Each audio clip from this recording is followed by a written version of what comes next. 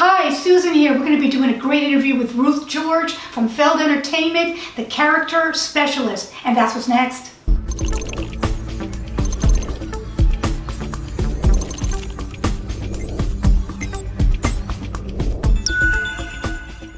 Well, thank you for doing this. I know it's last minute and we've been talking about it sort of in our minds for a while, and I'm so glad we actually got a chance to do this. This is exciting for me because what you do is very interesting to me, and as well as the location of where we are.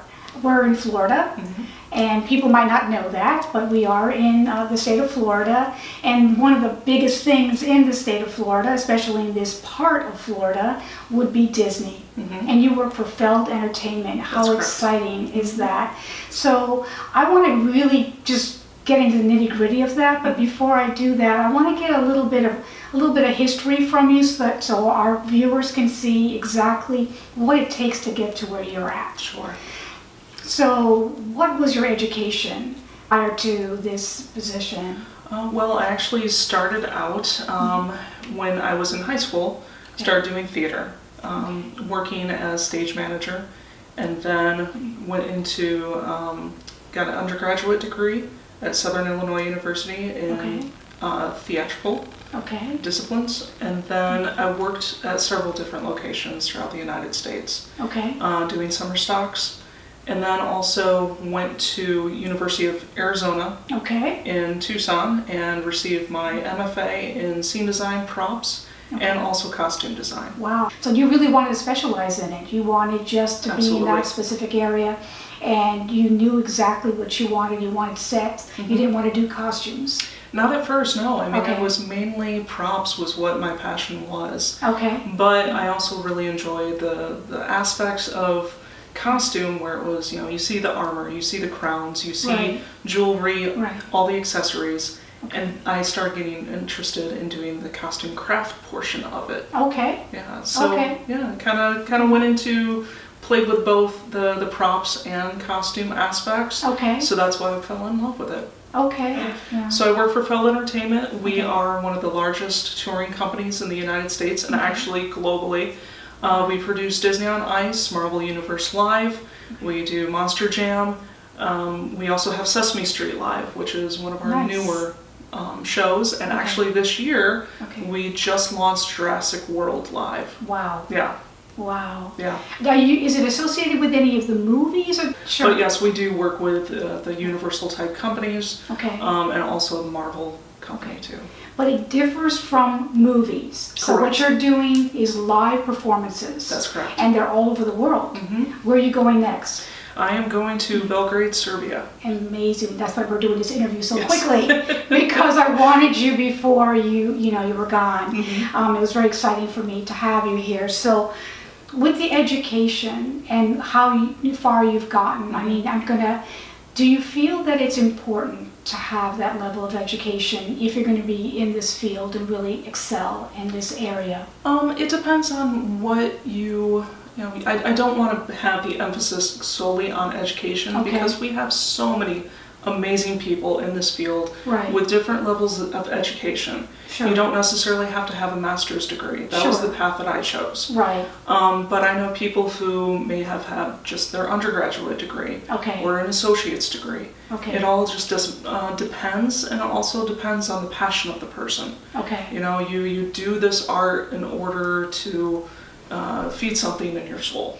Can you go into a little bit of detail about what is involved in actually doing a set or a particular prop for an event? Sure, of course. So when we start working on a particular play, or in this case, our touring shows, we work with a large group.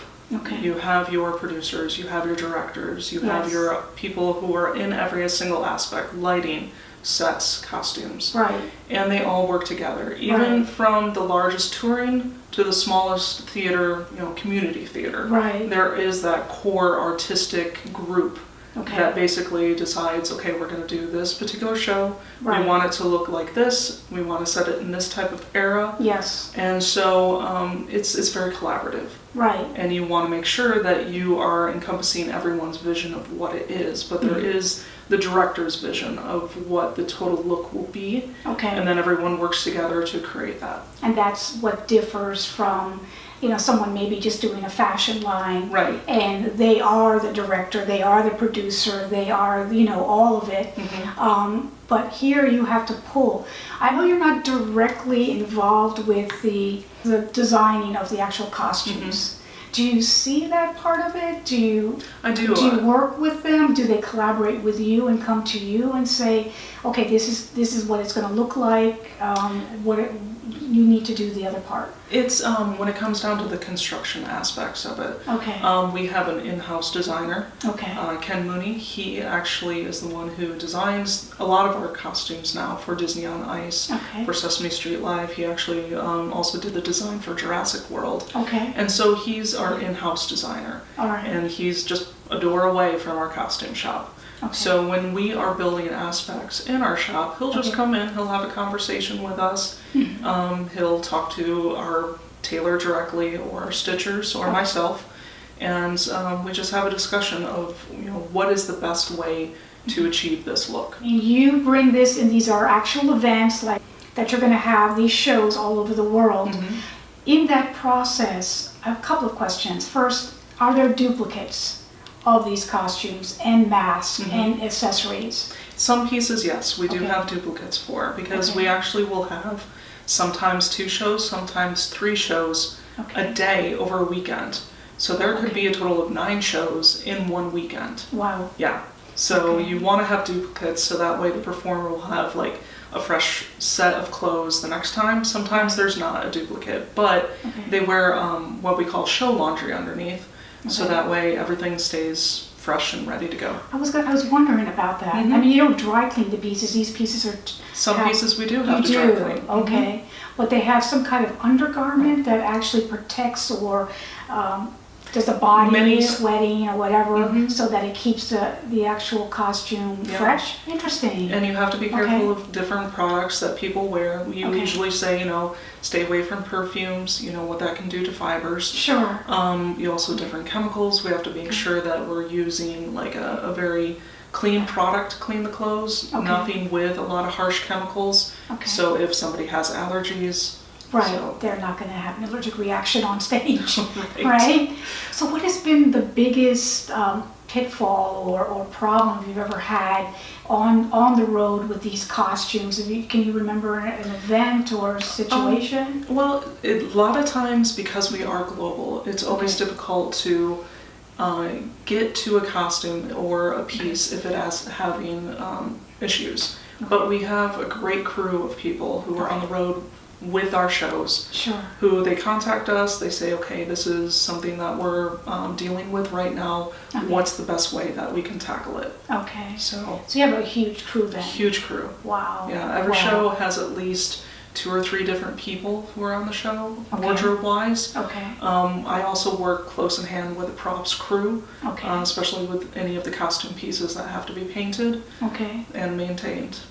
So are you responsible for those you know, like the mask and all those pieces that you do to actually get it on the actual actor or person that's going to be performing? When we're doing a new show, we'll bring the performer in for fittings. And usually I am there for specific pieces that I've worked on, yes. But who actually dresses? I mean, they have dressers? Oh, when they dress, it's the wardrobe crew. Or a lot of the times the performers will dress themselves. Yep. And that's it's not just in our shows, it's in a lot of different theaters. You have people who are doing the performers are actually putting on the clothes themselves. Or if they're doing a quick change, then there's a massive crew of people. I've watched videos where, you know, there's 5 different people doing someone's quick change within, you know, less than 5 minutes.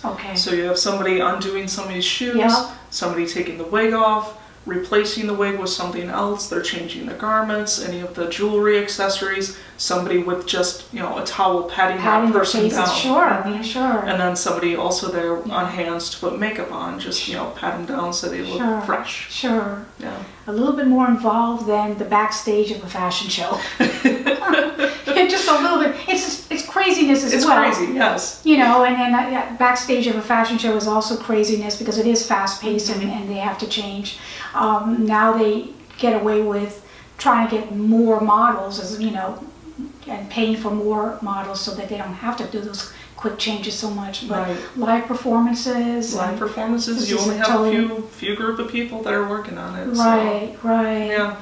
So you've been doing this for a long time. I have. Most people understand or have this perception of costume design and working with theater and working in that realm is not really something that pays that well. Because some of these small performances, small theater, the budget isn't very, very large. But once you get into some of these big companies that you're involved in, then the budget is quite large and they accumulate, quite a few people to actually help out. So that's where it becomes more, I would say, profitable. Sure. When you're starting out, you're going to be working with community theaters. You're going to be working with the theaters that are in your area. Okay. The biggest thing is have a passion for it, have a love for it. Right. Because at first, you might not make a whole lot. Right. But you're doing it because you love it. That's what all of this is about. Exactly. Yeah. And then as you progress, you just like any business. Right. You're going to grow in the company or you're going to grow in the theater department. Right. Whatever it is. And so it just depends on, what field that person wants to work in also. Right. But there's several opportunities out there. I've always said you have to do this for the love of it, not for the money. If you're in it for the money, then just get another job, But at the same time, I want the audience to know, and I want the students that watch me on a regular basis to know that yes, there are steps to this. You do have to do a lot of theater and maybe just doing simple things like painting that wall red, right? Yep. And cleaning the floor and be as diverse as you possibly can. That's one thing that has helped me is being in the props, working in scenery, being as much, having as much knowledge as you possibly can in every single aspect. Right. I'm dealing with, or I'm working on costumes that will have electronics in them now. Okay. So you have to have a little bit of everything, a little bit of knowledge of everything. And you learn as you go as well. Absolutely. It's like even though the education was grand, you do learn from every experience, right? Yes, you're constantly learning, constantly. Yeah. So who works in the costume shop? What are the positions and the people that are involved? Sure. We have our costume shop manager. We have drapers, we have stitchers, we have a tailor, we also have a costume craft specialist, and then we have myself and also show support. Okay. Do you bring the machinery and all of that all over the world, or we do? Sometimes we do have to ship our items to a show because they travel with there are machines, there are definitely everything that they need to maintain the costumes on the road. Sure. But if we're doing a large project or if we're installing a new project overseas, we do have to ship what we need to work on the items. Interesting. Yeah. Wow. Well, this is fascinating, and I love the fact that it's Mickey and Minnie. And I'm gonna on the other part of this episode, I'm gonna be showing a quick demonstration on how to put a Minnie costume together or the Minnie dress together. So I thank you so much for this interview. Absolutely. And good luck on this excursion that you're going to be going on. And that's it. That's a wrap. Okay, so here I am on the table. I'm going to do a quick demonstration, or try to anyways, of making a Minnie costume for Halloween. We're a little bit before Halloween, so maybe we could do that. And I'm just going to show you that quickly, not draping, but with flat pattern, using my sloper. I'll talk about it many, many times. My 5-piece sloper set, which is this, consisting of the front skirt, back skirt, back bodice, front bodice, and straight sleeve. With those pieces you can make a torso sloper. This is the torso sloper. I'm going to be using the torso sloper and my straight sleeve to make this quick little costume. I'm going to make it like a little mini dress. First I'm going to use the straight sleeve sloper. And what I did with the straight sleeve sloper is not the fitted, it's just a basic one where you can manipulate it and do some crazy things to it. I took brown paper like this and I just traced the basic part of this sloper like this and about 2.5 inches down from underneath the arm. And I cut it out and we're going to manipulate this little piece. Let's go ahead and start that. And roll some white paper so you can see the difference between the brown paper and the white paper. Just going to roll a little bit here and weigh it down with some simple weights that you can get anywhere. I'm going to use my notcher just so you can see what the front and the back. The back has 2 notches on the sleeve. I have the center and I have the front because you're going to see a change in that. So you have this pattern like this. To make the puff sleeve, we're going to have to separate this in many areas. I'm going to actually just cut it up in a few pieces. The center, and then 2 inches over and 2 inches over again. And I'm going to split it. Before I split it, it's also wise to just kind of number it so you can keep track of all the pieces. I'm going to go ahead and cut these pieces out.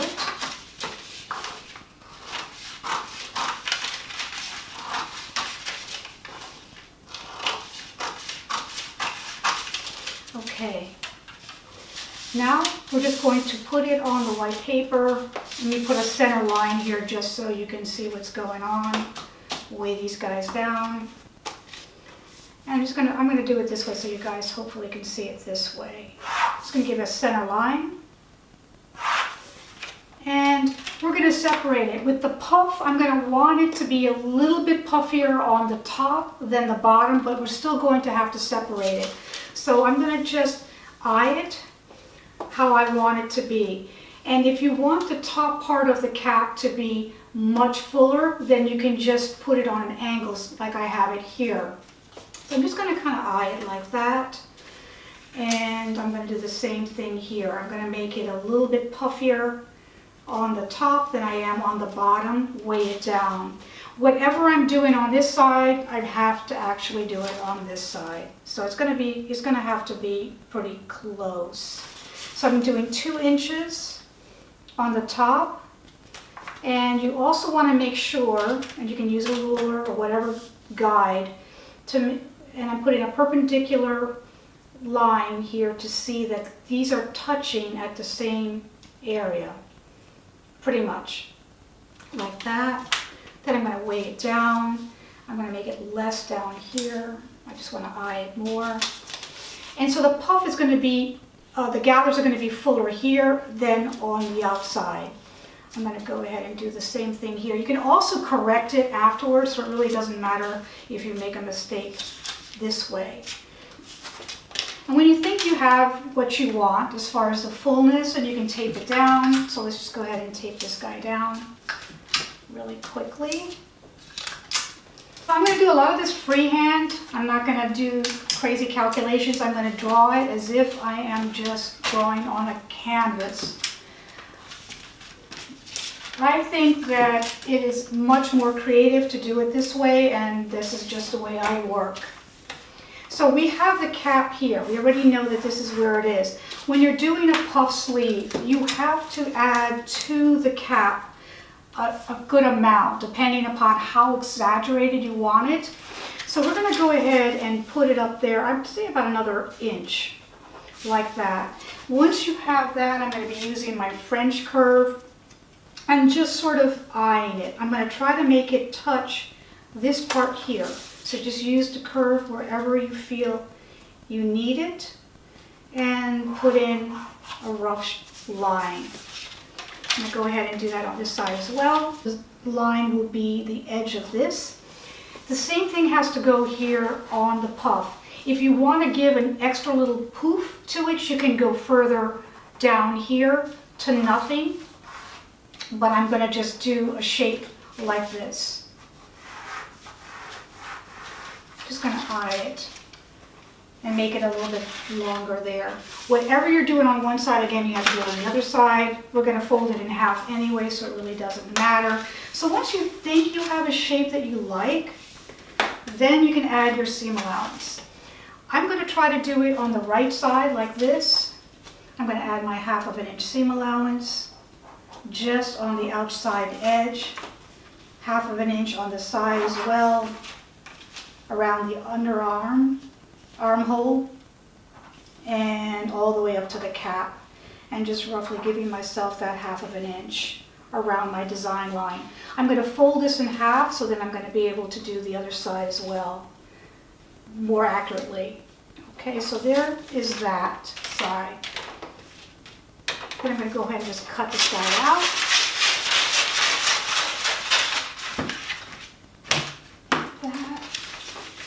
I'm just going to cut to the center like this, cut on this side.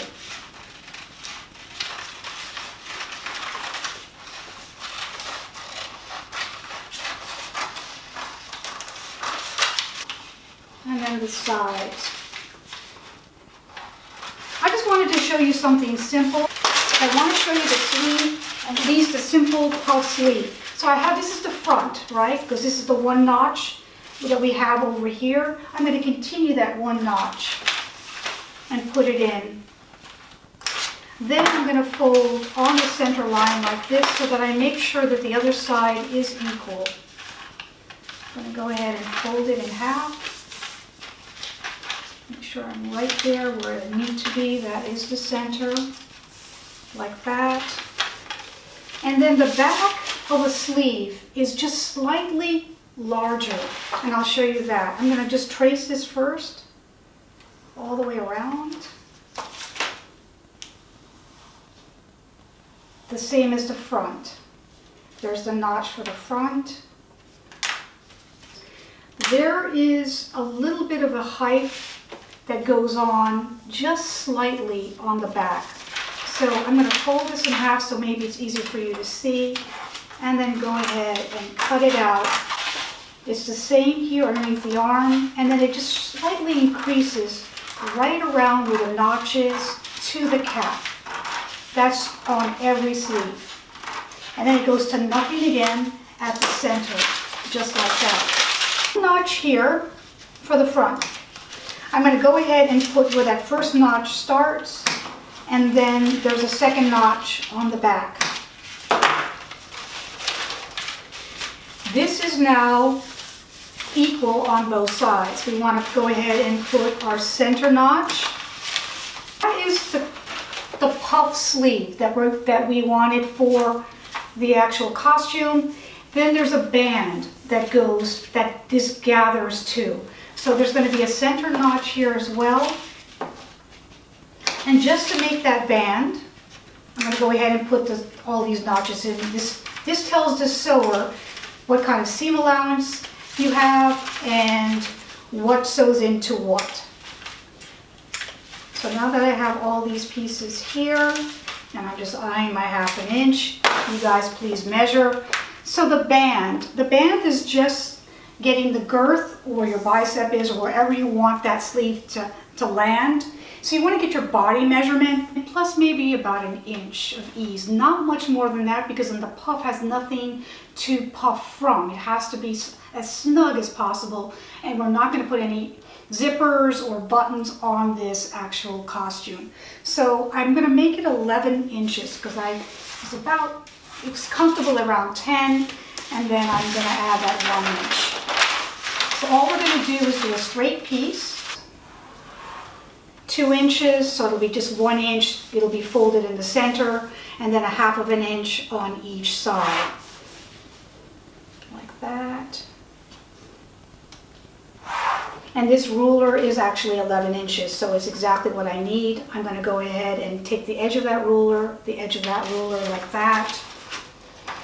Go perpendicular, follow one of these lines to get a nice perpendicular line. Add my seam allowance. So we just want to cut this out.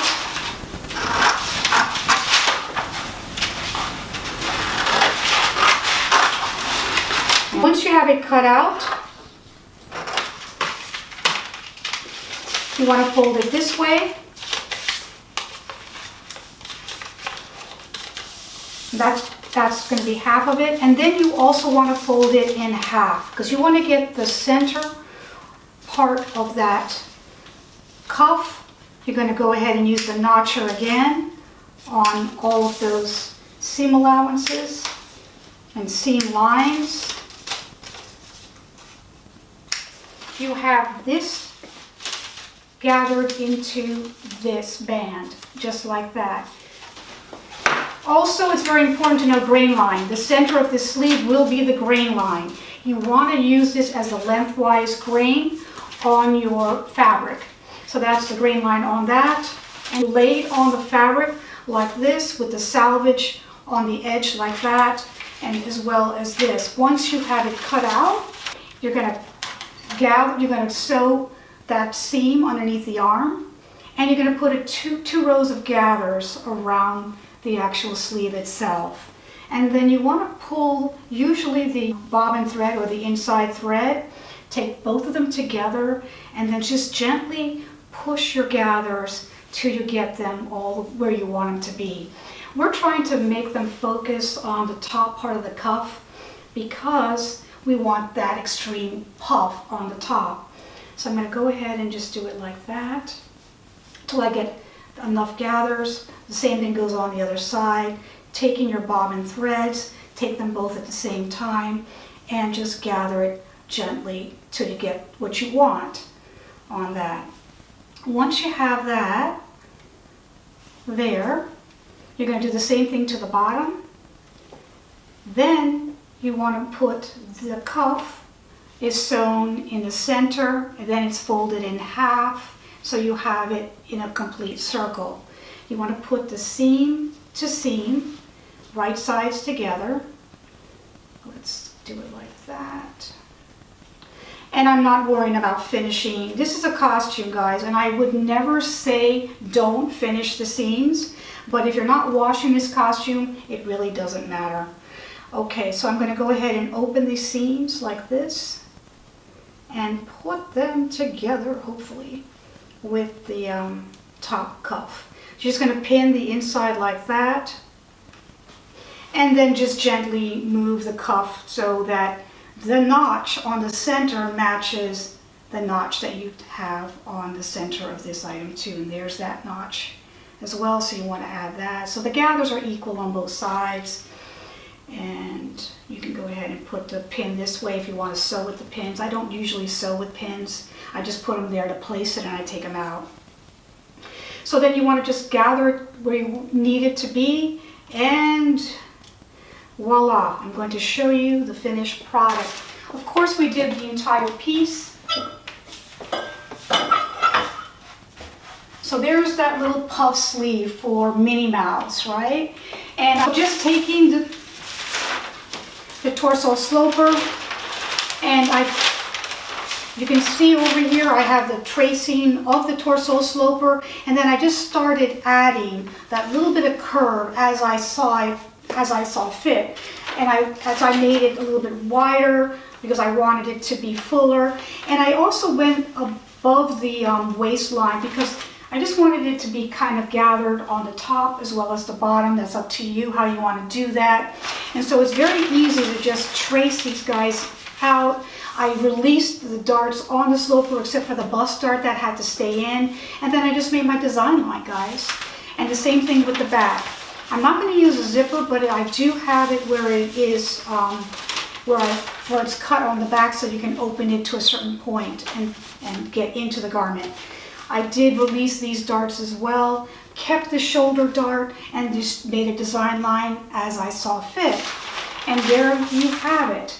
And then I also put like a little belt just to cinch it, made a little makeshift collar, and underneath a little bit glimmery organza. I used it on the lengthwise of the fabric and just tore certain pieces of it Just so you don't have to make a very involved costume, I just tore about 9-10 inches, and then you're going to have to seam them, because this is not going to be enough just to do the front. You're going to have to put seam and seam them until you have enough gathers. And I thought I could just make like a little petticoat, faux petticoat, guys. So it's just going to be underneath. You want to put it wherever you see fit. And then maybe with the red thread, you can just do a little top stitch. It really doesn't matter. It is, you know, like I said, this is just a simple costume that you can make very quickly with the torso sloper. So I'm just going to pin it up so you can get an idea of what it looks like. And you can tack it if you don't want to make the top stitch. You can just tack it in locations no one will ever see that. And then you'll have a little bit of falling down just so it looks like she has a petticoat without making a whole full petticoat. So there we have it, a little Minnie Mouse costume, a simple little costume made with my torso sloper. Okay, the torso sloper comes free, guys, if you buy the 5-piece sloper set. Again, it's, you know, the skirt, the bodice, and the straight sleeve that comes with it. You'll check it out on my website. I'll have the information in the description box below. And I hope you enjoyed this episode and the interview I had with Ruth George. I enjoyed doing this, and I'll see you next time. Thank you. Bye-bye.